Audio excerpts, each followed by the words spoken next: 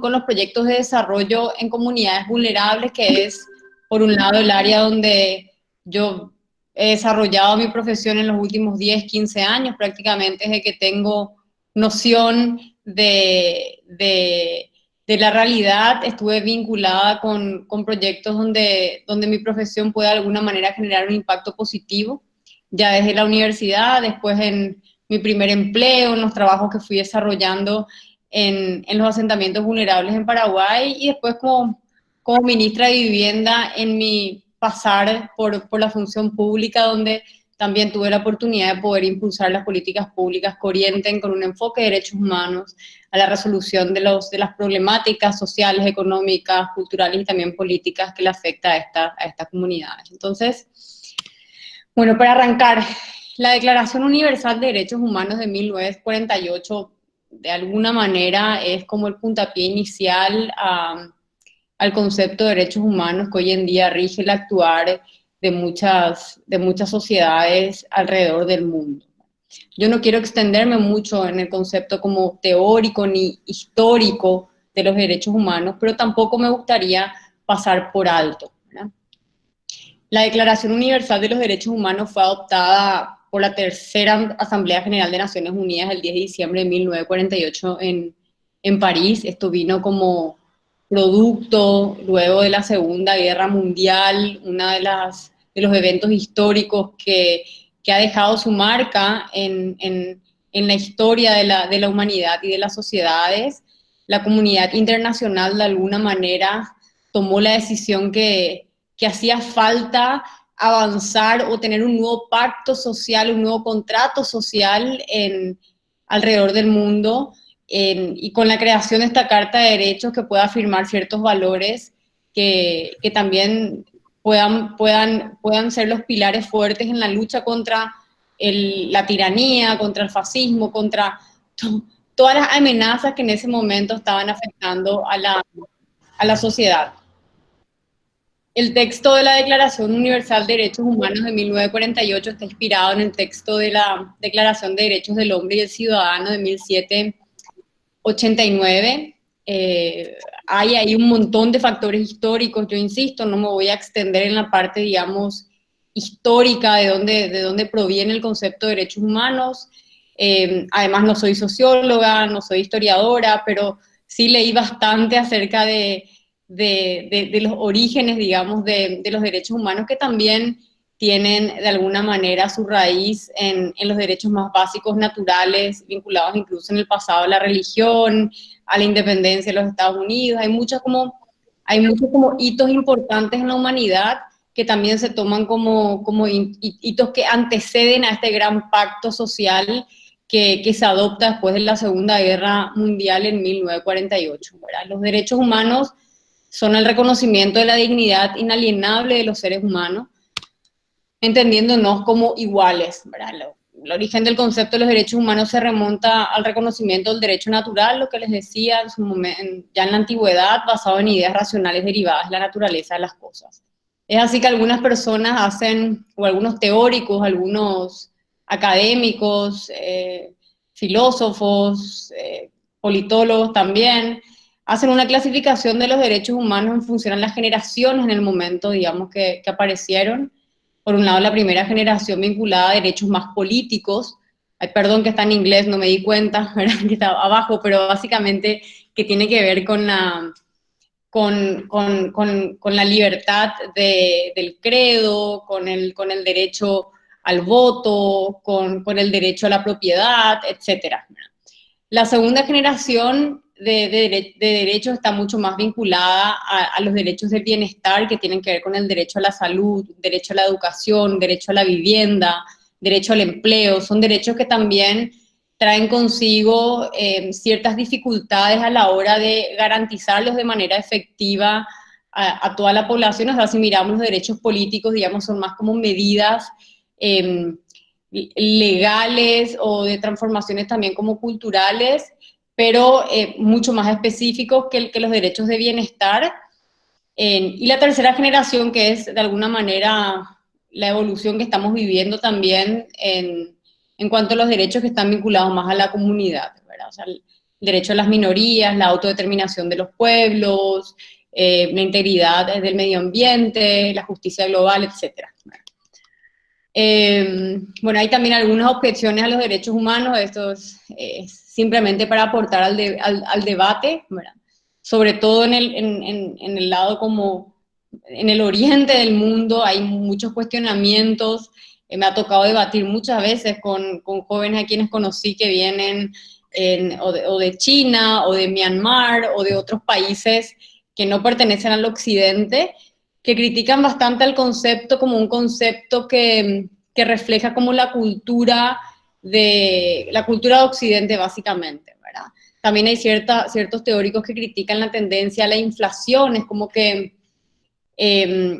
nos estamos acostumbrando a exigir o ponerle el rótulo como de derecho a quizá otros temas que tienen que ver más con asuntos políticos, y también los filósofos podrían argumentar que los derechos humanos terminan siendo como un shortcut al debate, es decir, como que reducen a su mínima expresión el debate cuando se puede ir a mayor profundidad y de alguna manera termina siempre siendo la última palabra en cuestiones como filosóficas que se debaten tanto sea como en la política o en el ámbito social. Esta es la parte más aburrida y general que bueno, quería compartir con ustedes. Si me dan un segundo, voy a cerrar la ventana porque creo que hay mucho ruido y no quiero...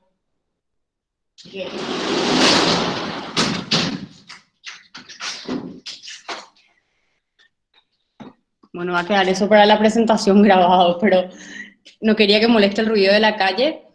Y bueno, entonces es el primer como tema más general, donde podemos ahondar un montón, donde podemos recurrir a mucha bibliografía, donde podemos conocer la perspectiva de los abogados, la perspectiva de los filósofos, la perspectiva de los politólogos, etcétera. Pero eso en verdad no es para mí el tema central, digamos, de la charla hoy en día. Para mí lo principal que yo quería compartir con ustedes tiene que ver con una dinámica que nos está afectando a todos como población, al Paraguay también en particular, pero es una realidad que la estamos viviendo como humanidad, que es básicamente el proceso de urbanización que se está dando en términos globales. Por primera vez en la historia mundial, la población se encuentra asentada mayoritariamente en zonas urbanas en comparación a las zonas rurales. La mitad de la humanidad, estamos hablando de 3.500 millones de personas, hoy en día vive en las ciudades. Se estima que para el año 2030 prácticamente el 60% de la población mundial va a residir en zonas urbanas. Este es un fenómeno nuevo y sobre todo en Paraguay. En la urbanización trae consigo un montón de efectos que son también negativos, muchos de ellos la consolidación de las periferias precarias, donde se evidencia la segregación social, donde se manifiesta la marginalidad, donde podemos también ver de manera directa la desigualdad que se manifiesta en estos territorios, donde, digamos, en Paraguay no es la exclusión. De hecho, hay unas estadísticas que determinan que en América Latina, de 1 de cada 4 personas que viven en zonas urbanas reside en barrios marginales, con un montón de carencias asociadas a esa realidad. Y si bien es cierto que las ciudades ocupan apenas el 3% del planeta, representan entre el 60 y el 80% del consumo de energía y el 75% de las emisiones de carbono. Las ciudades van cobrando también protagonismo ante una amenaza global a la humanidad, que es el cambio climático. Entonces, pasan a ser de alguna manera centrales a las políticas que se puedan diseñar y que se puedan implementar ya sea a nivel de países o a nivel global. La rápida urbanización está ejerciendo una presión enorme también sobre el abastecimiento de agua dulce, las aguas residuales, los medios de vida y la salud pública. En este momento que estamos atravesando una crisis sanitaria que también se traduce en una crisis económica, social e incluso también de capital humano, creo que más que nunca la humanidad está viviendo de alguna manera la presión que genera este proceso de urbanización sobre la salud pública, un virus como el COVID-19 es un virus urbano, es decir, el ritmo de propagación de las ciudades, el ritmo de propagación del virus en las ciudades es mucho mayor que en zonas urbanas y es mucho mayor en contextos de hacinamiento o de precariedad como lo tenemos en los asentamientos vulnerables. Hablando de la realidad de los asentamientos vulnerables, hablando del COVID-19, hablando de las carencias, sabemos que todavía sigue siendo un desafío para la humanidad garantizar el acceso a agua limpia, segura, agua potable a la población en nuestros países. Es increíble porque cuando uno piensa, digamos, los avances en cuanto a tecnología, en cuanto a innovación, a inteligencia artificial, aprendizaje automático, etcétera, hemos tenido avances que son de reconocimiento, digamos, como generación, pero al mismo tiempo, como contraste, nos encontramos ante esta realidad que no hemos logrado todavía como seres humanos poder asegurar lo básico a la población del mundo, que es el acceso al agua limpia y segura. La presión también en cuanto a infraestructura sanitaria tiene que ver con el acceso a redes de saneamiento, que tienen su impacto directo en la salud y por ende también en nuestros sistemas de salud pública. Entonces ese es el contexto, digamos, global, es el contexto del mundo, ¿verdad? En América Latina, miramos el mundo, ahora tenemos que mirar la región y después vamos a mirar Paraguay, pero o sea, en la región América Latina es una de las regiones más urbanizadas del mundo, y dentro de ese contexto regional, Paraguay es el país menos urbanizado de América del Sur, con alrededor del 61% de su población viviendo en ciudades. Paraguay tiene una enorme oportunidad desde el punto de vista que esta realidad nos permite poder aprender de los aciertos y los desaciertos que han tenido los demás países que ya han atravesado todo el proceso de urbanización, quienes ya se han equivocado, quienes ya han recibido el impacto negativo de este proceso dinámico, social y territorial que vamos viviendo.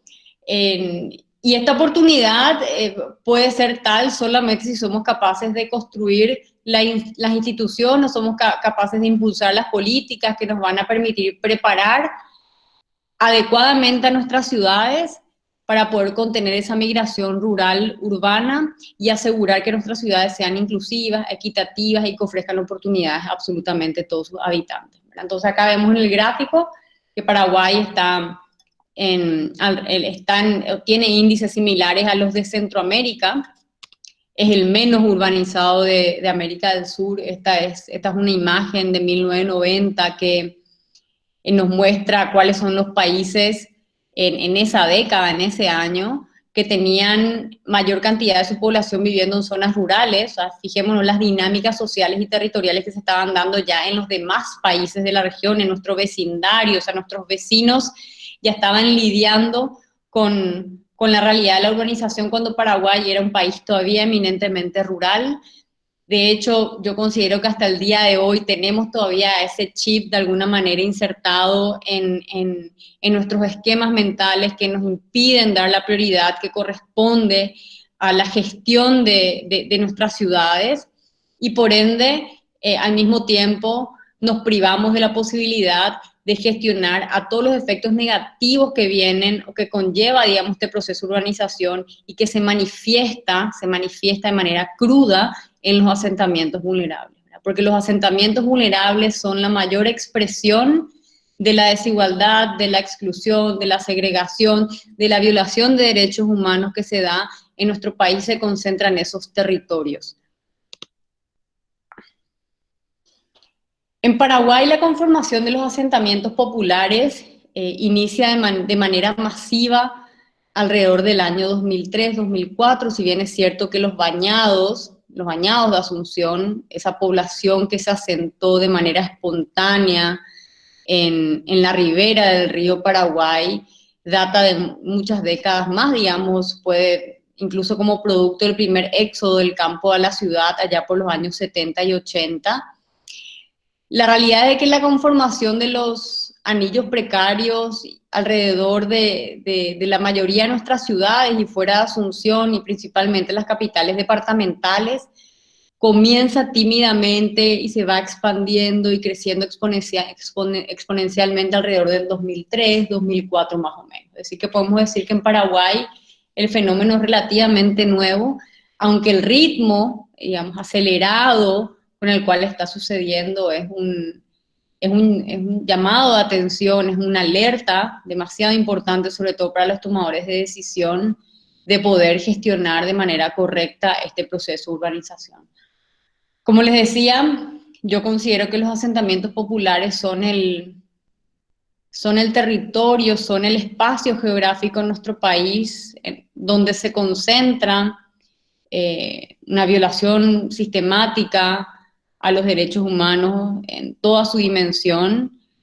Si revisamos nuestra Constitución, donde se establecen, digamos, como instrumento legal dentro del Estado de Derecho, nuestra democracia, los derechos que deben ser garantizados por el Estado, podemos, pero enumerar probablemente con más de con más de 5 dedos en una mano la cantidad de violaciones que se dan en estos espacios, el derecho a la vivienda, el derecho al agua potable, incluso el derecho a la participación también ciudadana, que muchas veces está limitada en estos contextos de pobreza y marginalidad.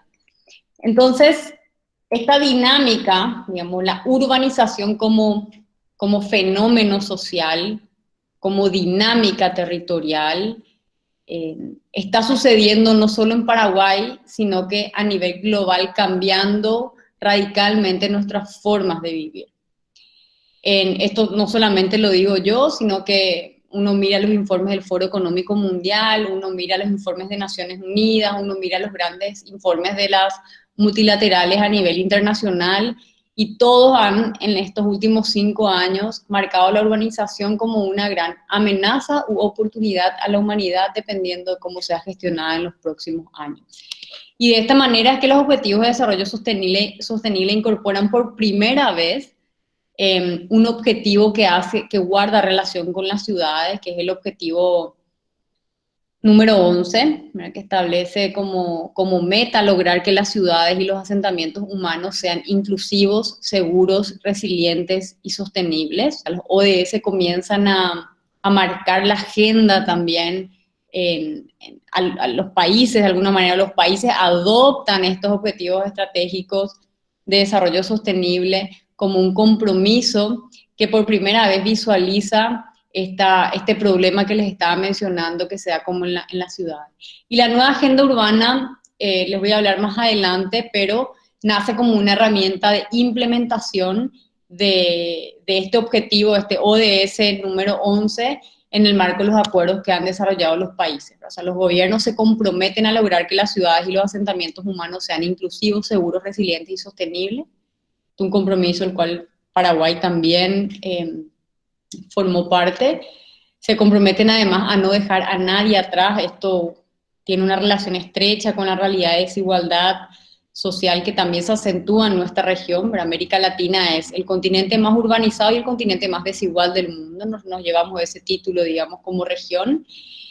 Vislumbrando un mundo de respeto universal por la igualdad y la no discriminación, incluyendo la igualdad de género. Asimismo, reafirma la responsabilidad de todos los estados a respetar, proteger y promover los derechos humanos sin discriminación ni distinción de cualquier tipo. Entonces, este enfoque de derechos, o sea, para mí los ODS son como el paraguas así general, que por primera vez el ODS 11 incluye la perspectiva de ciudad y la problemática o la dinámica urbana que vive el mundo, y además hace un énfasis desde un enfoque de derechos, de poder,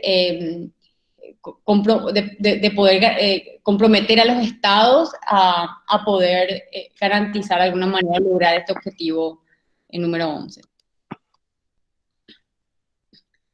La urbanización solo puede ser una fuerza transformadora positiva si respeta y promueve los derechos humanos, ¿verdad? Esta es una frase que no recuerdo bien dónde la leí, pero con la cual concuerdo en un 100%.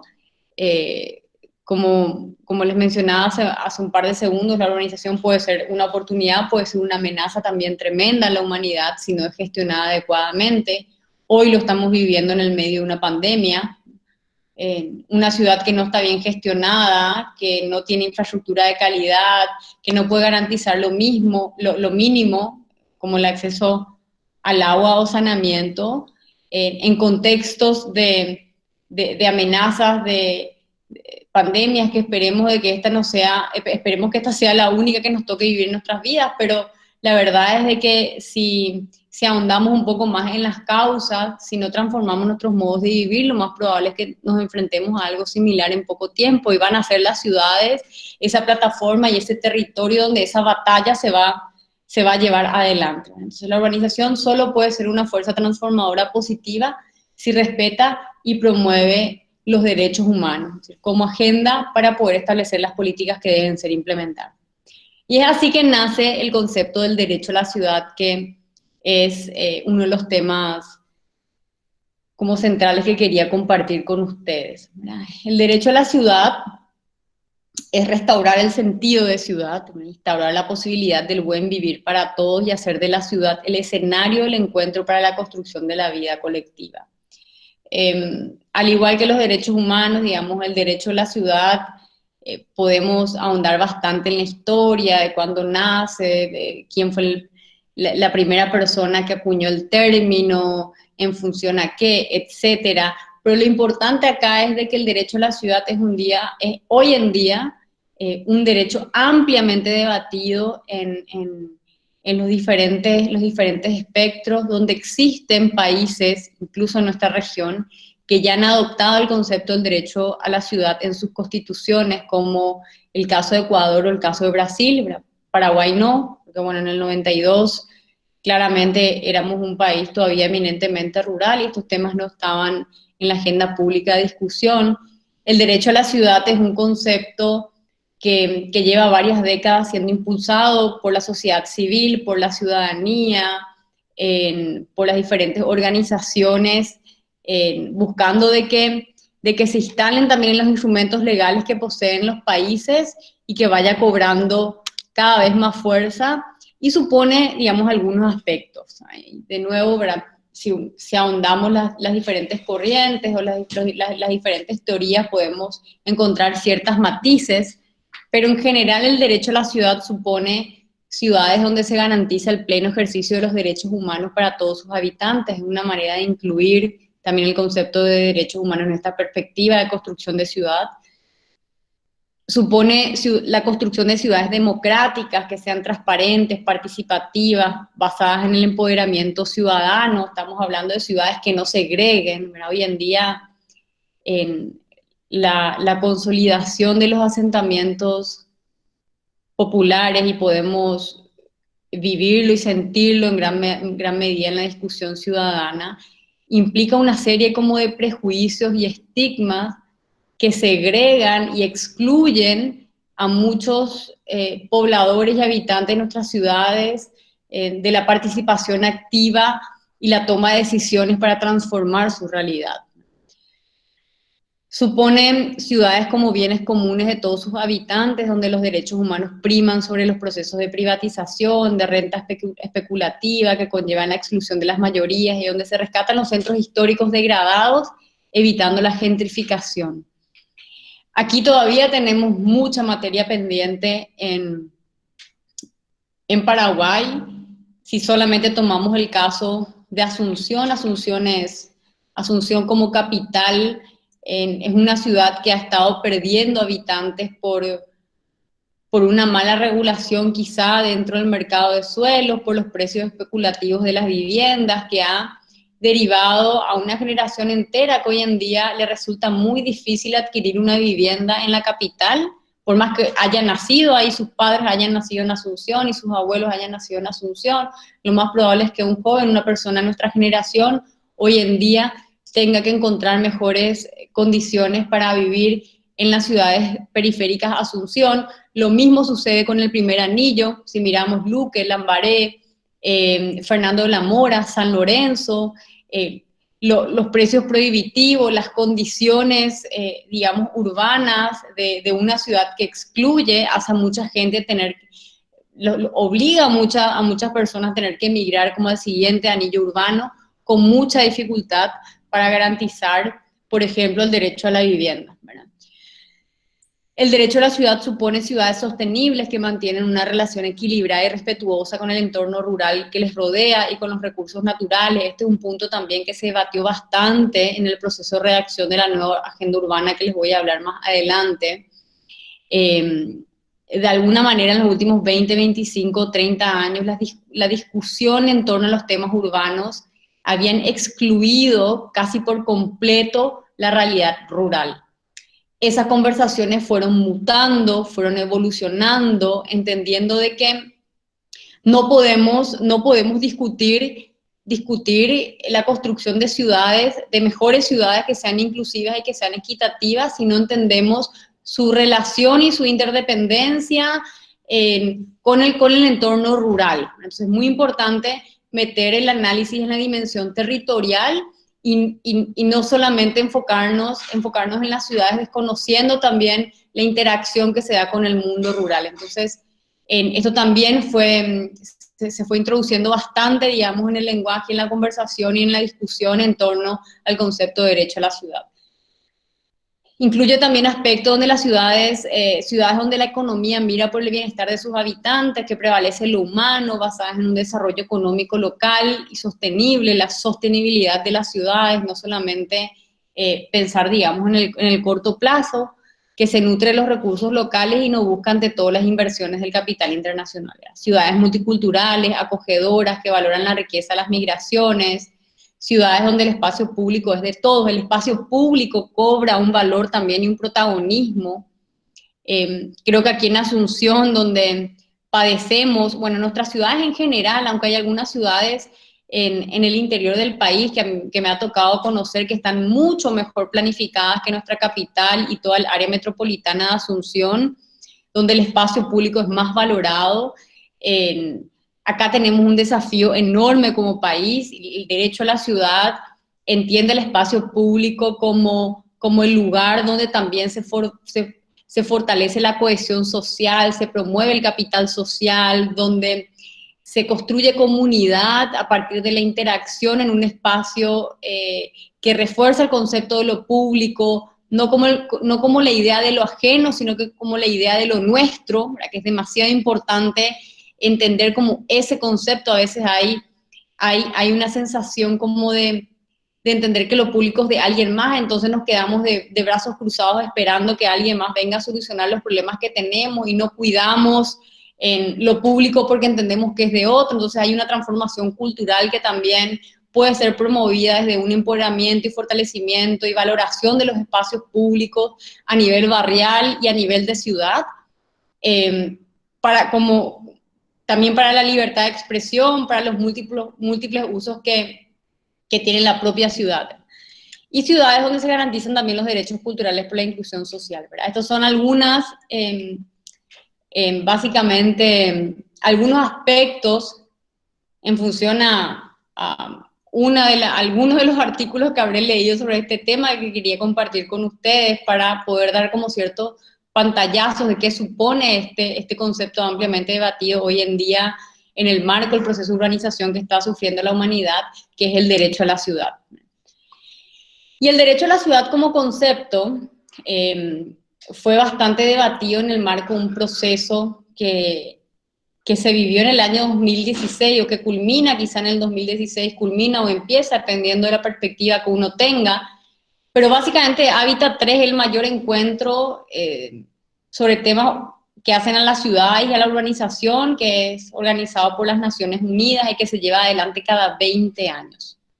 Hábitat 3 se desarrolló en América Latina, en Ecuador, en el 2016, y en esta gran asamblea, en este gran encuentro, se adoptan ciertas directrices, ciertos lineamientos para el desarrollo de políticas urbanas a nivel global, a lo que le denominamos la nueva agenda urbana. Paraguay participó de manera súper activa en el proceso de redacción de la nueva agenda urbana. América Latina como región fue una de las regiones que se empoderó, digamos, con el concepto del derecho a la ciudad, que posicionó el concepto de del derecho a la ciudad en la nueva agenda urbana, y que contribuyó bastante a la discusión en ese sentido, también con las otras regiones. La nueva agenda urbana, como les decía, es una guía para orientar los esfuerzos en materia de desarrollo de las ciudades.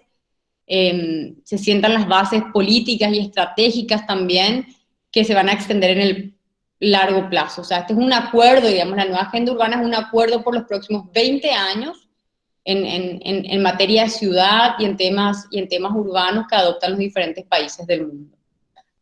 El derecho a la ciudad es uno de los elementos que está comprendido ahí dentro, y bueno, y se impulsan también varios compromisos regionales y nacionales, Paraguay particularmente, a partir de la adopción de la nueva agenda urbana y pensando en la implementación, porque el papel soporta todo, ¿verdad? Nos podemos reunir en múltiples asambleas a nivel mundial y regional y redactar múltiples documentos que reflejen una voluntad de querer hacer algo, que reflejen un ideal, una visión acerca de lo que queremos construir, pero si no pensamos cómo implementamos las medidas, es muy difícil que lleguemos a transformar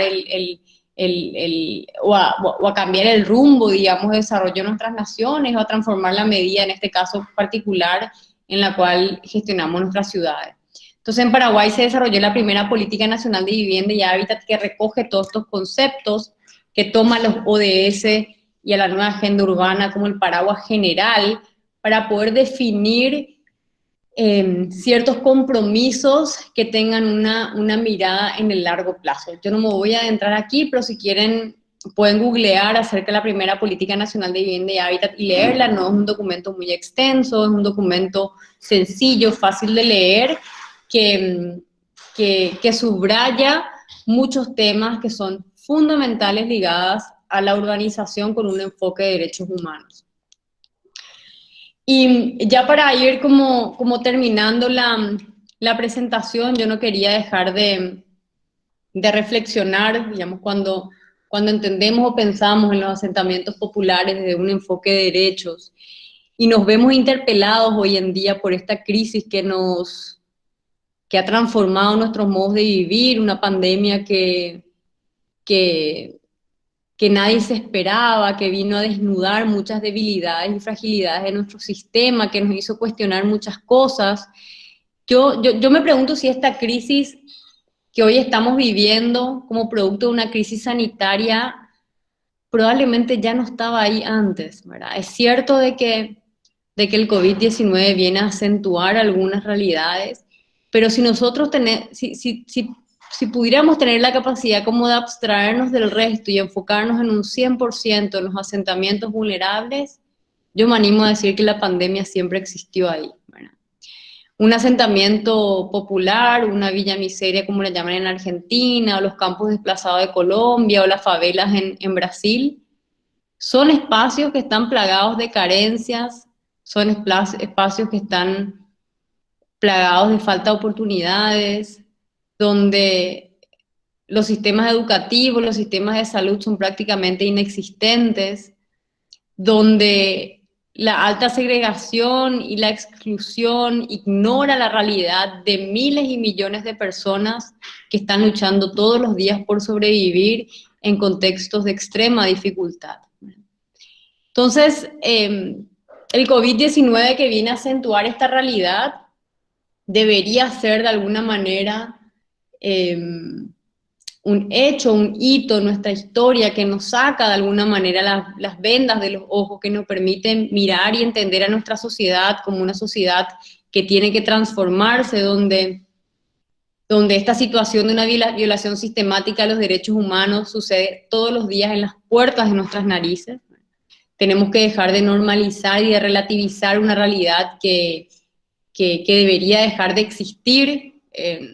No podemos como generación tolerar de alguna manera las situaciones de injusticia social que se viven en estos asentamientos, o la realidad de pobreza que afecta a muchas familias, o la diferencia que existe simplemente como producto de un accidente de nacimiento, ¿verdad? ¿Qué me diferencia a mí, Soledad Núñez, de una joven que pudo haber nacido en un contexto de pobreza extrema en los bañados de Asunción, absolutamente nada, ¿verdad? Y uno nace con diferentes condiciones que hacen que prevalezcan estos sistemas de injusticia que tienen que ser transformados de una mirada integradora, que entienda el concepto como fundamental de los derechos humanos y que permita tener eso como norte, ¿no? O sea, el respeto a la dignidad de las personas y entendernos como iguales y poder reconocer en esa línea cuáles son las situaciones que deben transformarse de aquí para adelante, ¿verdad? Yo creo que es cierto que toda crisis puede ser una oportunidad de transformación, pero para que eso suceda y para que la oportunidad se transforme en algo positivo, hay que trabajar arduamente para que sea así. Yo espero que esta pandemia que hoy estamos viviendo y esta crisis que nos afecta a todos sea un punto de inflexión hacia la construcción de un nuevo Paraguay, un Paraguay donde existen oportunidades para todos sus habitantes. Con eso termino y les agradezco a todos por su tiempo y empezamos con las preguntas y respuestas, ¿no?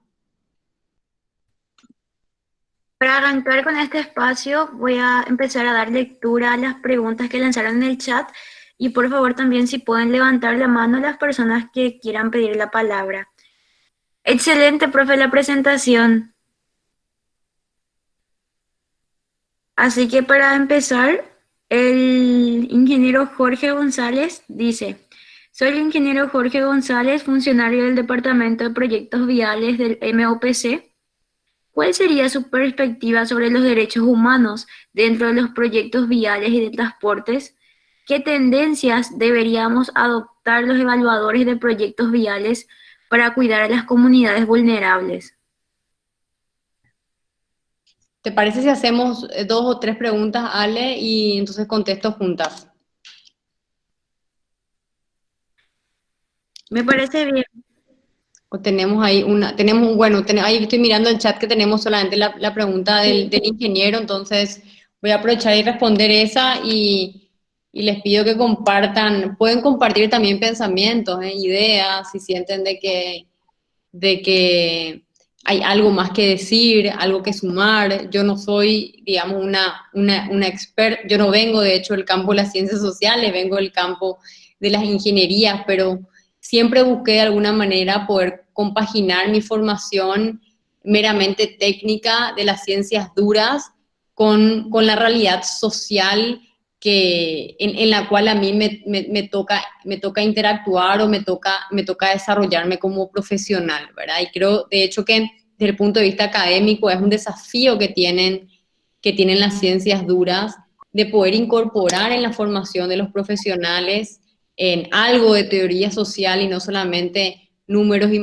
y matemáticas y físicas y cálculos, sino que también ayudarnos a entender un poco mejor esa sociedad en la cual nos toca llevar adelante nuestra profesión, ¿verdad? Y la ingeniería para mí sé que hay muchos ingenieros acá escuchando y la ingeniería para mí en su significado más simple es resolución de problemas, ¿verdad? Si hay algo en lo cual nos entrenan en la universidad durante la carrera los ingenieros es a resolver problemas en lógica, a entender, a comprender, a plantear la solución a los problemas que nos plantean. Y si eso podemos llevarlo a la vida social, qué interesante, ¿no? Pensar cómo la ingeniería puede aplicarse a la resolución de los problemas sociales que se vive en nuestro país, ¿verdad? Si bien es cierto que cada obra, como la que está explicando el ingeniero Jorge González, ¿verdad? Una ruta, un puente, un sistema de transporte de por sí soluciona muchos problemas en, que tiene la población, que tiene un país, pero al mismo tiempo muchas veces esos proyectos adolecen de esa mirada social y no existe una conversación entre los equipos técnico y social o están funcionando como compartimientos estancos. Nosotros en la Cenavitat hicimos un ejercicio súper interesante con el desarrollo de un diplomado social en cooperación con el Ministerio de Vivienda de Chile y la GIZ, donde experimentalmente juntamos a los equipos sociales y a los equipos técnicos a pensar cómo impulsar proyectos desde la cosmovisión de ambas profesiones, digamos, ambas disciplinas, ¿verdad?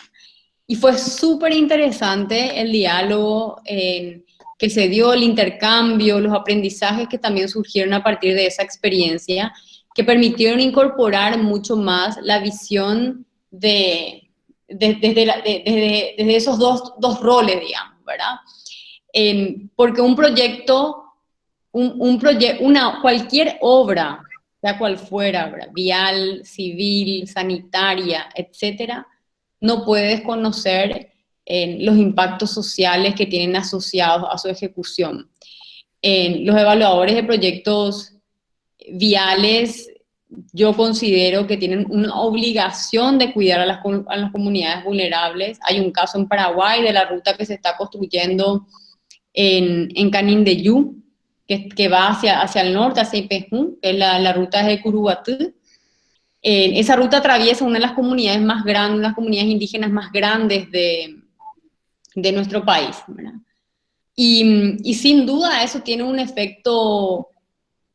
efecto tremendamente importante, no solamente físico, sino que también cultural para esas comunidades. Nosotros no podemos pensar cómo parchar simplemente los efectos que devengan de la construcción de una ruta si no incluimos en el proceso de diseño de los proyectos la perspectiva social de las comunidades que se ven afectadas. Y ese yo creo que es el mayor error que sucede muchas veces en nuestros países. Es como que pasa con lo social y pasa con lo ambiental también. Que nos ponemos los ingenieros a diseñar un proyecto y medio al final, cuando ya termina el proceso y antes de implementar, tratamos de incorporar las miradas sociales y ambientales.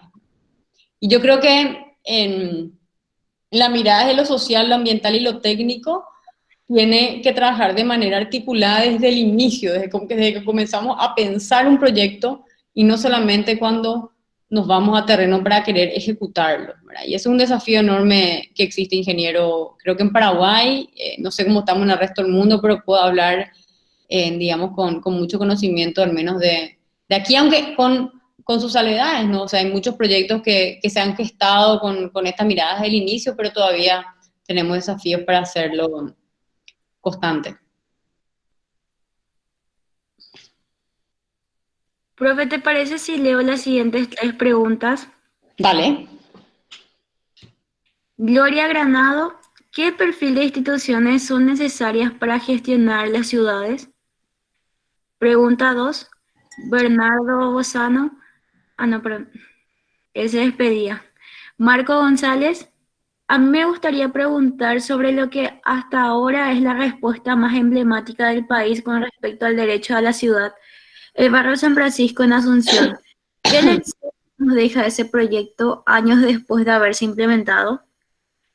Y como tercera pregunta, Isabela Naquín, si hablamos de perspectivas, ¿cuáles serían las suyas aplicadas a los asentamientos que se ubican en las zonas más alejadas del Chaco paraguayo? Zonas sensibles como con las mismas carencias que los asentamientos de nuestra capital. Están muy buenas todas las preguntas. Voy a compartir, digamos, lo que me viene a la mente, digamos, acá uno de los cuestionamientos que tienen ustedes. Lo que decía Gloria, eso es súper interesante esa pregunta porque a veces discutimos y debatimos los temas, pero no nos ponemos a pensar en el diseño de esas instituciones que tienen que ser las que velen por, en este caso, gestionar las ciudades inclusivas, equitativas, etc. Y ahí tenemos, o sea, por un lado, o sea, hay cuestiones urbanas que son transversales a muchas instituciones. Hoy en día en Paraguay, esto lo gestiona desde el Ministerio de Urbanismo y Vivienda, el Ministerio de Obras Públicas y Comunicaciones. Tienen injerencia también, imagínense que SENASA, por ejemplo, responsable de la construcción de sistemas de agua potable en todo el país, depende del Ministerio de Salud. Eso es un error de diseño tremendo desde mi punto de vista, ¿verdad? Hay muchas evoluciones que ya se hicieron en el diseño institucional en muchos otros países. Paraguay no tiene una ley de gestión territorial, no tiene un organismo de gestión de lo urbano, como es, por ejemplo, el caso de Chile, que tiene un consejo de la ciudad, que está presidido por el Ministerio de Urbanismo, pero del cual participan muchas otras instituciones y se toman decisiones desde esa visión, es decir, cuando el Ministerio de Industria y Comercio va a definir o va a determinar un territorio para una inversión importante que genere fuentes de empleo, porque el empleo está muy ligado a la ciudad. Esto se hace con una perspectiva, con una mirada urbana. En Paraguay no. En Paraguay cada uno se va por su lado y nos falta esa institución que coordine de alguna manera la gestión de la ciudad. En Brasil existe un ministerio de la ciudad. Argentina, si no estoy equivocada, también en esta administración creó un ministerio de la ciudad replicando el modelo brasilero. Este ministerio de la ciudad, ¿qué es lo que hace? Coordina políticas que deberían estar bajo una misma estructura. El Ministerio de la Ciudad de Brasil, me tocó la oportunidad de conocer a muchos ministros de esa cartera del Estado de nuestro país vecino. Aglutina al Ministerio de Habitación, que dicen los brasileños, ¿no? Que sería el Ministerio de Vivienda.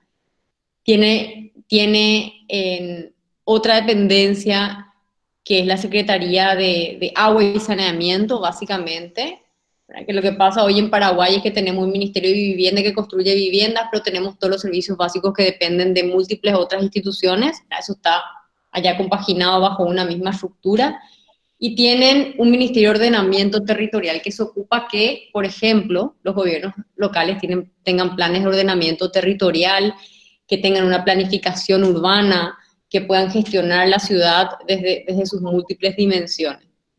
Y eso me lleva a tener que reforzar también la idea de los gobiernos locales, los municipios. Los municipios de nuestro país son extremadamente débiles, ya sea en recursos como en gestión del territorio también. Si nosotros no tenemos gobiernos locales que sean fuertes, va a ser muy difícil poder contener o poder promover o poder garantizar la construcción de ciudades que sean sostenibles en nuestro país. Porque el gobierno central puede tener ciertas injerencias, puede establecer ciertas políticas macro, pero necesitamos de alguna manera que nuestros gobiernos locales se empoderen en lo que es administrar una ciudad. Y probablemente acá nos acompañan personas de diferentes ciudades y todos adolecemos prácticamente las mismas problemáticas, ¿verdad? Porque la ciudad tiene que ver con movilidad, la ciudad tiene que ver con espacio público, la ciudad tiene que ver con empleo, la ciudad tiene que ver con vivienda. La ciudad es al final el espacio físico donde se lleva adelante la vida humana, ¿verdad? En las urbes, obviamente, ¿verdad? Sin descontar lo rural, pero... Entonces, eso para responderle quizá a Gloria sobre las cuestiones de institucionalidad, nosotros necesitamos un diseño general de una institución que se ocupe de un consejo de administrar el proceso de urbanización en Paraguay, y por otro lado, el rol de los gobiernos locales, ¿verdad? Yo haría un énfasis en esos dos temas. La segunda pregunta tenía que ver con lo del barrio San Francisco, súper interesante el trabajo que se llevó adelante ahí. Y bueno, Marco dice qué lecciones nos deja ese proyecto años después de haberse implementado. Yo sigo sosteniendo que el barrio San Francisco está todavía en pleno proceso de implementación, que lastimosamente fue víctima de un cambio de administración, no es por hacer como una crítica a la administración actual, es simplemente por subrayar la dificultad que tenemos todavía en Paraguay de construir políticas de Estado. Seguimos replicando modelos donde estamos acostumbrados a querer como ignorar o desechar lo que hizo la administración anterior y enfocarnos en nuevos proyectos, porque hay también una serie como de patrones culturales que guían ese actuar. Entonces el barrio San Francisco comenzó a gestarse desde el 2014-2015, donde en la gran inundación se hizo un relevamiento social de todas las familias que estaban viviendo dentro de un perímetro que comprende 5 barrios de la zona del Bañado Central. Se relevó el 100% de esas familias y contra todo pronóstico, porque en ese momento, si probablemente leemos los titulares de los diarios o las opiniones en términos así generales, estaba muy arraigada la idea de que las familias de los Bañados de la Chacarita no se iban a mudar nunca de ahí, ¿verdad? Eso era un prejuicio, era como un estigma clavado, el chacariteño no se quiere mudar, el bañadense no se quiere mudar, etc. Nosotros comenzamos a trabajar con un plan de desarrollo social que se gestó de sus inicios, acompañando a las familias, mostrándoles las alternativas que existían de traslado al barrio San Francisco. Y al principio tuvimos como 200 o 300 postulantes, ¿verdad? A nadie se le obligó a mudarse ahí, la postulación fue libre en todo momento. Cuando comenzó a construirse el barrio, ese número aumentó a 500, 600 postulantes, y ya cuando estábamos a minutos de inaugurar, la lista sobrepasaba los 1.200, 1.300 familias de esa zona que querían trasladarse al barrio San Francisco, ¿verdad? Teníamos un límite de 1.000 familias, se hizo todo el proceso de mudanza a principios del año 2018, en pleno año, digamos, electoral, sabiendo que venía un cambio de administración y que eso iba a traer consigo una serie como de dificultades. Y la última familia se mudó en julio del 2018. Es decir, que el proceso de traslado de las familias, que duró alrededor de 6 meses, culminó en julio, cerrando una etapa que coincidía con el inicio de una nueva administración. ¿Qué sucede con la administración actual? El Ministerio de Vivienda, de alguna manera, entendió de que su tarea estaba culminada porque implicaba simplemente construir las viviendas y pretendió que el Ministerio de Desarrollo Social se ocupe del proceso de sostenibilidad social del barrio. Desde mi punto de vista, un error, que puedo sostenerlo en cualquier debate con el actual ministro. Creo de que se abandonó el barrio en un momento crucial, crítico, que no podía, no podía suceder, o sea, cómo puede el Estado de alguna manera en el proceso de acompañamiento inmediato a la mudanza abandonar el barrio, con la excepción de las ciertas carteras de Estado que estaban presentes, como el Ministerio de Educación con la escuela, el Ministerio de Salud con la unidad de salud familiar, el Ministerio de la Niñez con los centros de atención integral a la niñez, etcétera. Pero faltaba una coordinación que nuestro plan inicial implicaba el acompañamiento, el liderazgo y la coordinación de los trabajos del Ministerio de Vivienda por los próximos 2 años, hasta que exista un proceso de traspaso al Ministerio de Desarrollo Social, que es de alguna manera el responsable del sistema de protección social en nuestro país y por ende garantizar que las familias transiten un camino hacia la superación de la pobreza.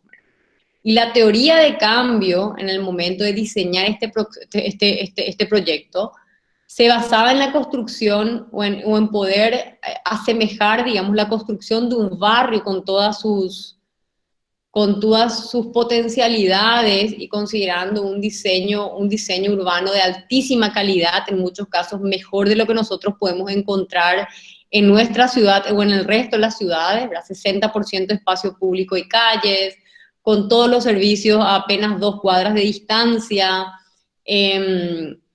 con calles amplias, con sistema de electricidad subterráneo, o sea, con cámaras de vigilancia instaladas en todo alrededor. O sea, son realidades, digamos, de infraestructura que incluso nuestra ciudad adolece, como planta de tratamiento de cloacas, por ejemplo, ¿verdad? Entonces, esta plataforma se esperaba que las condiciones de habitabilidad mejoradas y el acceso a una ciudad, a la infraestructura adecuada, pueda servir como una plataforma para acelerar los procesos de reducción de la pobreza. Pero para que esa teoría de cambio funcione y esa hipótesis se cumpla, tiene que existir un sistema de protección social que esté acompañando a las familias para garantizar el acceso al empleo, el acceso a educación de calidad y un acceso a un sistema de salud de calidad. Y de alguna manera, o sea, hay muchos éxitos igual dentro, digamos, considerando de que no hubo un órgano que coordinó ese trabajo en 1 año y medio, o sea, ha pasado apenas 1 año y medio, ni siquiera 1 año y medio, en julio del 2018 se mudaron todas las familias, estamos hablando, bueno, sí, 1 año y medio, van a ser 2 años en julio, bueno, ahí tenemos una serie como de aprendizajes y de puntos por mejorar en ese sentido, y para mí el mayor error fue como el haber soltado el proyecto con el cambio de administración, que quizás se pudo haber solucionado con la creación de alguna instancia, observatorio, algo que sirva para velar por la continuidad de esas políticas. Eh, y bueno, trabajando también en este momento con otros organismos para hacer una evaluación de impacto del barrio San Francisco en general. Yo lo único que puedo decirles es de que lastimosamente son las historias más negativas las que hacen eco muchas veces en la prensa y en otros medios.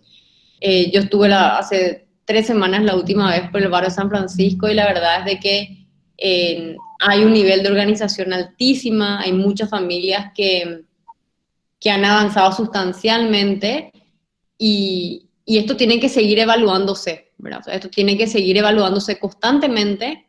Yo en su momento cuando lanzamos el proyecto decía el éxito o el fracaso del barrio San Francisco se va a medir en 10 años, ¿verdad? O en 15 años, cuando veamos la situación de la siguiente generación.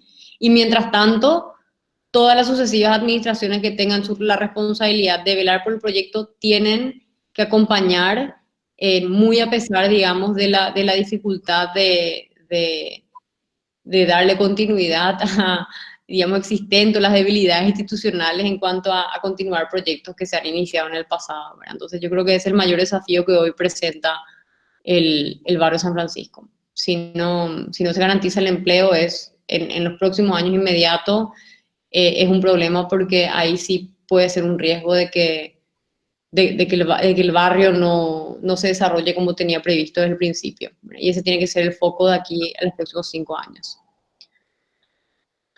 El siguiente punto que decía, bueno, Isabel, si hablamos de perspectivas, ¿cuáles serían las suyas aplicadas a los asentamientos que se ubican en las zonas más alejadas del Chaco paraguayo, zonas sensibles con las mismas carencias que los asentamientos de nuestra capital?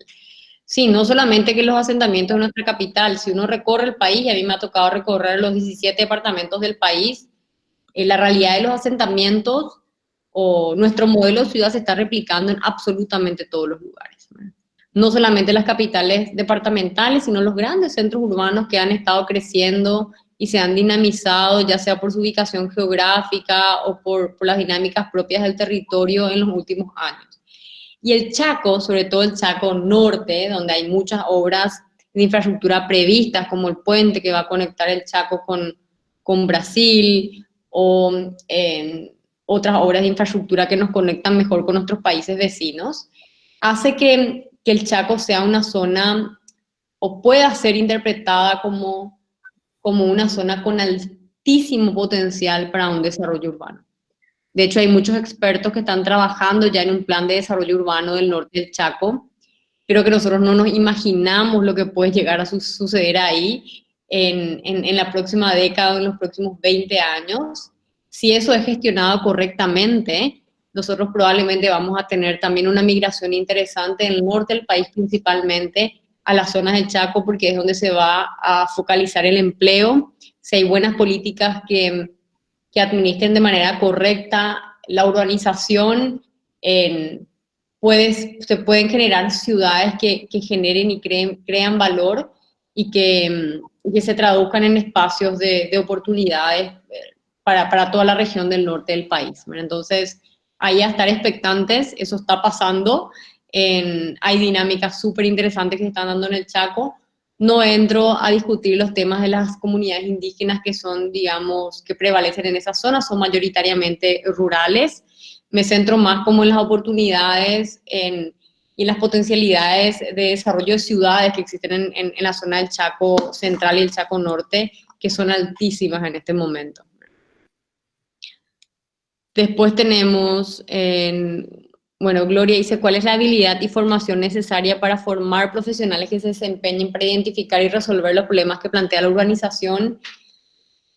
Necesitamos profesionales expertos urbanos de todas las disciplinas. El gran error es creer que solamente los arquitectos son urbanistas, ¿verdad? O sea, los arquitectos urbanistas son buenísimos, la formación que reciben es excelente, pero acá necesitamos economistas urbanos. En Paraguay creo que hay 2 o 3 economistas urbanos, hay muy pocos. Necesitamos geógrafos, también hay 2 o 3 geógrafos. Necesitamos abogados expertos en el contexto urbano.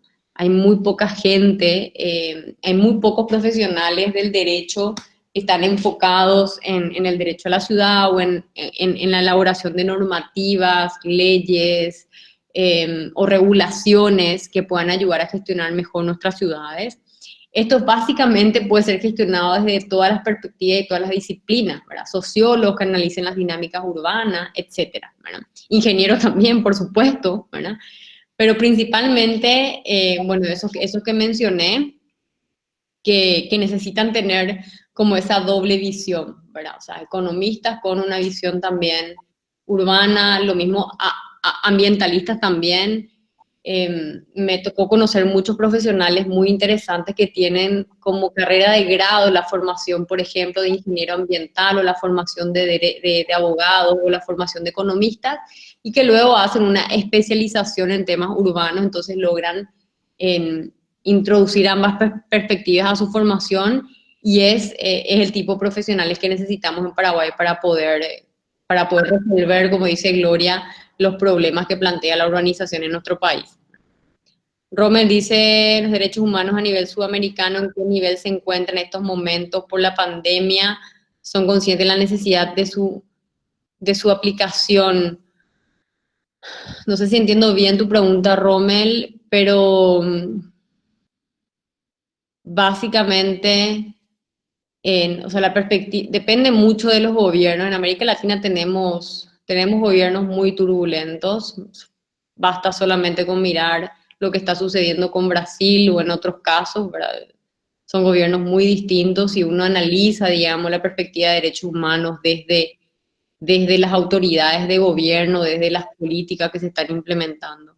Por otro lado, hay una organización de la sociedad, hay un sector de la sociedad civil, de organizaciones de la sociedad civil que es muy fuerte en América Latina en general, en Paraguay también, que están como promoviendo esta perspectiva en todos los aspectos. En Paraguay se creó hace poco la Red de Apoyo a Asentamientos Vulnerables.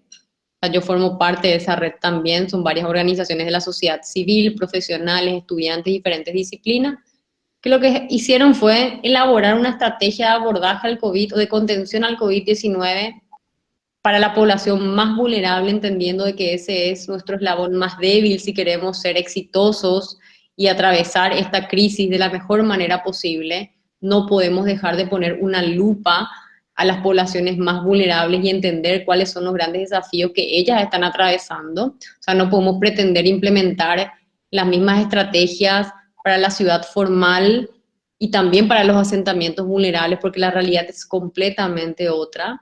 No podemos pretender que la gente se quede en su casa en condiciones de precariedad, en condiciones de marginalidad, donde las condiciones físicas o de materialidad de la vivienda hacen simplemente difícil o imposible eso. Entonces, esta red de alguna manera está posicionando e incidiendo también en las políticas públicas para que exista del gobierno protocolos específicos a ser aplicados en los asentamientos más vulnerables. Bueno, Guillermo desde Argentina, felicitaciones por la presentación, el urbanismo es la tendencia de América Latina y es importante trabajar en ese aspecto.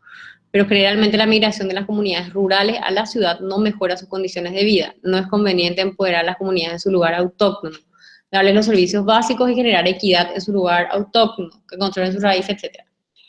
Ese es un debate súper amplio que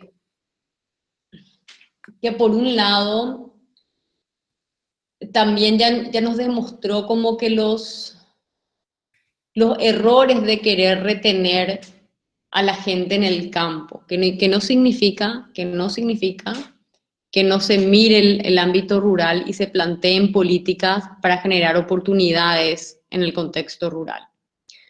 Lo cierto y concreto es de que con la globalización, con el acceso a Internet, con el acceso a información, las nuevas generaciones, principalmente los jóvenes, quieren migrar a la ciudad por miles de factores, ¿verdad? Que evitar eso implicaría, sería prácticamente imposible. O sea, se han destinado, aprendamos de los demás países, ¿verdad? Mismo de la Argentina o del Brasil, que ya tienen una tasa de urbanización altísima.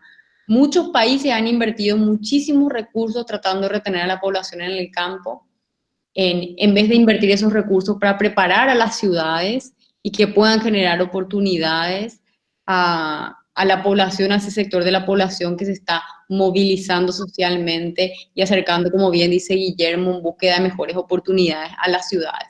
El gran problema es de que nosotros no estamos diseñando ni pensando en nuestras ciudades. En Paraguay, por ejemplo, toda esa migración rural-urbana la está concentrando la capital y su área metropolitana de Asunción. Paraguay adolece, o sea, Asunción y el AMA tienen un peso hegemónico, si uno mira su demografía, la población, las actividades económicas, la generación de PIB, todos los indicadores tienen un peso muy alto en relación al resto de las ciudades. No se diseña una estrategia, por ejemplo, de fortalecimiento de ciudades intermedias, que yo creo que es un camino que Paraguay tiene que seguir en los próximos años para contener mejor la urbanización.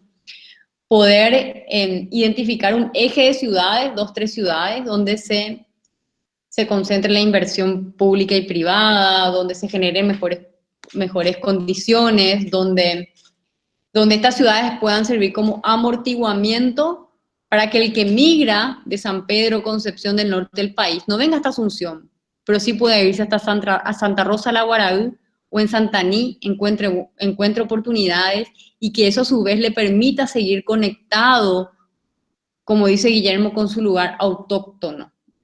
Porque si uno está en Santa Rosa la Guaraú, pero viene de Tacuatí, o viene de alguna comunidad rural en la zona de Naranjito de Resquín, o si viene de Liberación de alguna comunidad rural, uno en cierta manera todavía está en su contexto, digamos, natural, en un territorio donde también tiene mayor proximidad a su lugar de origen, etc. Ahora, si viene Asunción, las condiciones incluso hasta culturales cambian radicalmente, ¿verdad? Entonces, yo diría, sí, no perdamos de vista las comunidades rurales, tengamos políticas donde se generan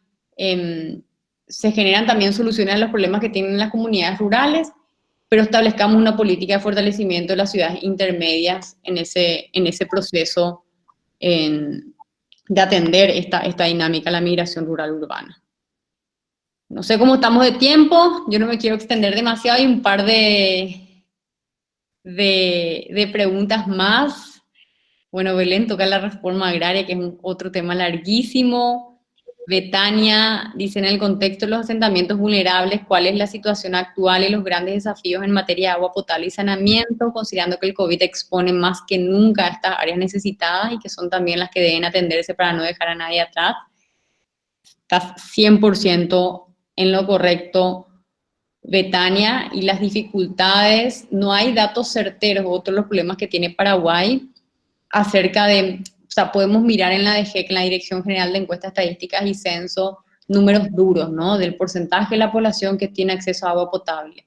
Pero cuando uno se va a los asentamientos, nosotros nos damos cuenta de que muchas veces ese acceso está garantizado, digamos, hay una canilla en un lote o hay una canilla en un asentamiento, pero la continuidad en la provisión del agua o la calidad del agua no está garantizada. Y eso no recogen esa información nuestras encuestas, no recogen esa información nuestros instrumentos de relevamiento de la realidad social. Entonces se pierde mucho estas dificultades que son propias de estos asentamientos en general. Estaba leyendo el día de ayer el caso de una lideresa de Argentina, de la Villa 31. La Villa 31 es un asentamiento también súper emblemático, así como el Bañado, como la Chacarita. Me tocó conocerlo también, trabajar ahí como voluntaria en su momento, en mis años de voluntaria de techo. Y esta líder llevaba muchas semanas reclamando al gobierno la provisión de agua porque no podían implementar las medidas de higiene si no tenían agua. Esta lideresa terminó contrayendo el COVID-19 y creo que falleció el día de ayer, que es una de las noticias que estábamos como leyendo también con los voluntarios que estamos dentro de la red de apoyo a asentamientos. ¿Por qué? Porque queremos evitar que eso suceda en Paraguay, ¿verdad? En Argentina, y que me corrija quien nos estaba viendo de Argentina, Guillermo, si estoy en lo equivocado, pero estaba leyendo que el 40% de los nuevos casos de contagio de COVID-19 están en las villas de Argentina, de Buenos Aires y del Gran Buenos Aires. Si uno mira los casos o lee las estadísticas, las investigaciones de de los brotes de ébola que hubo en su momento en Liberia, o los casos de influenza en la India, en todos los países, estés en América Latina o en otro punto, digamos, del globo terráqueo, el ritmo y la velocidad de propagación de cualquier virus es mucho mayor en condiciones de hacinamiento y de precariedad. Eso nos hace suponer que en Paraguay, cuando estemos en medio del pico de la epidemia, que ojalá no suceda, ¿verdad? Ojalá que las medidas que hayamos tomado no evite que transitemos esa realidad, pero tenemos que imaginar el escenario más negativo para poder prever absolutamente todo lo que podamos. Y en ese escenario más negativo, si los contagios se llegan a expandir en Paraguay, probablemente ese ritmo y los más afectados, o sea, ese ritmo va a ser mayor en los asentamientos vulnerables y los más afectados van a ser aquellas familias que viven en los asentamientos vulnerables. Y Alma dice, ¿cuáles serían los principales desafíos a los que nos enfrentamos al hablar del derecho a la ciudad en Paraguay? Para mí, sobre todo, que es un concepto muy nuevo todavía, muy de el derecho a la... De hecho los que argumentan en contra del derecho a la ciudad para incluirlo dentro, por ejemplo, de una constitución nacional, hablan de que es un derecho muy difuso, que no es claro, digamos, desde el punto de vista legal. No sé si tenemos abogados que nos están acompañando en esta charla, pero que cuesta como que cuesta que se entienda de qué hablamos cuando hablamos del derecho a la ciudad. Por más que hay un montón de literatura ya al respecto, por más de que hay muchísimo debate y muchísima reflexión en torno al tema, sigue siendo como para algunas personas una cuestión difusa, y aquí en Paraguay prácticamente desconocida, ¿verdad? Es algo que lo conversan los urbanistas, que lo conversan las personas, los profesionales que están interesados en los temas urbanos, los ciudadanos a quienes les interesan estos temas, pero no trasciende de ahí, ¿verdad? Entonces, ahí hay una responsabilidad de los líderes que están involucrados con los temas urbanos, de ir generando mayor conciencia en la adopción de un concepto como el derecho a la ciudad. En Brasil hay muchísimos avances sobre leyes que incluyen esto, sobre muchos instrumentos jurídicos que dan fuerza, digamos, al concepto, y que al mismo tiempo permite que las políticas públicas respondan a esa perspectiva de derechos cuando analizamos el fenómeno urbano en nuestros países, ¿verdad? Bueno, creo que esa era la última pregunta. Bueno, hay uno, ¿qué porcentaje de la población paraguaya vive en asentamiento? Yo les voy a tirar un solo dato. En el área metropolitana de Asunción viven más de 250.000 personas en asentamientos. Y esto es gracias a un relevamiento de asentamientos precarios que hizo la organización Techo en el 2016, si no me equivoco. Son datos de ese entonces. Hoy en día incluso ya proliferaron, ya hay más asentamientos en las ciudades. Y no existe en Paraguay no existe un relevamiento de asentamiento por parte del gobierno, como sí existe en la Argentina y como sí existe, creo que en Chile, ¿verdad? Chile tiene un censo de asentamiento, un relevamiento de asentamientos muy preciso. Creo que Uruguay también, que le permite gestionar mucho mejor esta realidad. Y en Asunción, en la capital, cerca del 20% de la población capitalina, de los residentes de Asunción, viven en los bañados. Son cifras extremadamente alarmantes cuando uno se imagina las condiciones en las cuales están viviendo esas familias. Y esto, incluso yo le digo a la gente, porque hay muchos prejuicios asociados, hay mucha gente también con una mirada más individualista, como de mundo, de la sociedad, y que dice que no, que esto, que aquello. Hasta si uno es la persona más egoísta del mundo, tiene que preocuparle de esa situación. Porque nadie puede desconectarse de su comunidad, de su contexto, y Paraguay no va a poder avanzar nunca como país si no nos ocupamos de no dejar a nadie atrás, ¿no? Como dicen los Objetivos de Desarrollo Sostenible. Y si no nos fijamos en estas cifras que nos revelan la situación de pobreza que le afecta a muchas familias, en la realidad de vulnerabilidad en la cual se encuentran muchas familias, que termina siendo nuestra propia realidad, ¿verdad? Porque nosotros estamos inmersos en la realidad que hace el Paraguay, y no podemos ni siquiera los que pregonan el individualismo desde su expresión más fuerte, pueden desconocer de que estamos todos interconectados y hoy más que nunca la pandemia vino a demostrarnos eso, ¿verdad?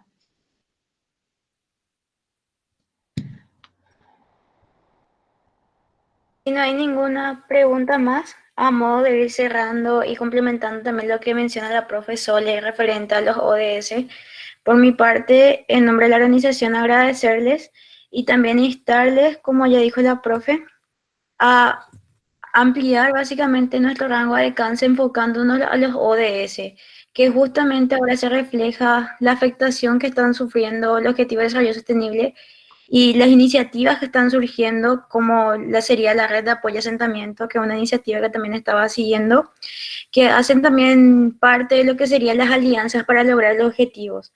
Y que básicamente todos como ingenieros o estudiantes de diferentes carreras, ya sea en nuestro rol profesional, podemos aportar el cumplimiento de estos objetivos y podemos contribuir también a la mitigación de esta situación mediante la participación social, la participación por medio de las empresas o la participación en iniciativas de gobierno impulsando cambios. Así que también dejarles nuestras redes sociales para que nos puedan seguir para los próximos webinars, sumarse a nuestras iniciativas o proyectos. Estamos en Facebook e Instagram. Y muchísimas gracias, profe, por tu tiempo, por prestarte a darnos esta presentación. Te agradecemos mucho y esperamos contar con tu presencia en próximos conversatorios, próximos webinars. Y Cuando muchísimas gracias a todos. Muchas gracias, Alexandra, la verdad, y a todos ustedes también, las 46 personas que están conectadas por su tiempo.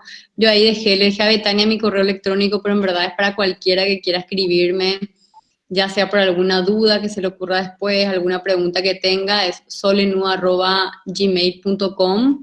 Ya a Betania, ya te digo, coordinemos las acciones, estamos desde la red todos los días trabajando y articulando acciones con el gobierno. La verdad es que con el MUPC todavía no hemos conectado, así que sería buenísimo poder trabajar en esa línea. Y bueno, disculpen si es que no respondí a algunas preguntas. Veo ahí sobre la ingeniería en ecología humana, que me parece una carrera fenomenal y que es excelente, no la mencioné, pero me tocó trabajar con ecólogos humanos y la verdad que la formación es tremendamente integral y súper útil para estos debates que estamos teniendo ahora. Así que nada, creo que ahí respondí todo y quedo en contacto para todos. Muchísimas gracias, Alexandra, y muchas gracias a todos. A usted, profe. Y sin más nada que mencionar, entonces podemos dar cierre a la presentación y vamos a estar facilitando en nuestras redes sociales la grabación.